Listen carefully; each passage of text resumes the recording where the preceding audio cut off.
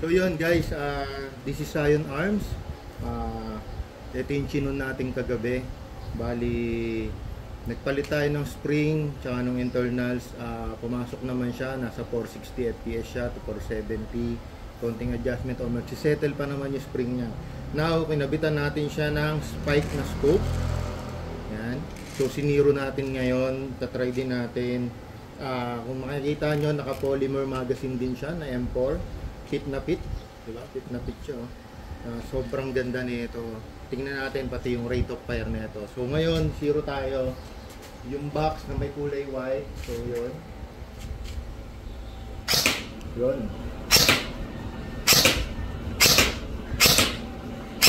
So ito yung rate of fire niya, guys. Amat lang tayo, no? Rate of fire. Kung mapapansin nyo, parang nagre-recoil din siya. Ayun.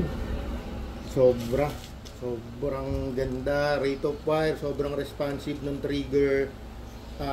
Guys, last 2 units na lang kasi isang unit, ito na nga, which is inaral ko. Kung gusto nyo ipa-upgrade, pwede naman natin i-upgrade ka agad. Kasi ang FPS nya 380 to 400. Ayun yung outside the box nya. Ngayon in-upgrade natin siya, chinon ko. Sobrang ganda ng grouping, sobrang ganda ng ROF, sobrang responsive. So yun guys, last 2 unit ang meron tayo. Meron tayong black at saka itong brown. Yan na yung forma nya. Yan yung forma nya.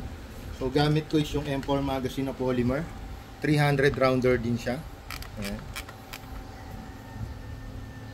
Yan siya. Tapos naka rotary half-up chamber siya.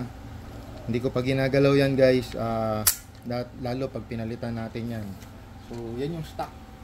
Actually ang nadagdag is polymer magazine and yung scope. So ready na to for Sunday.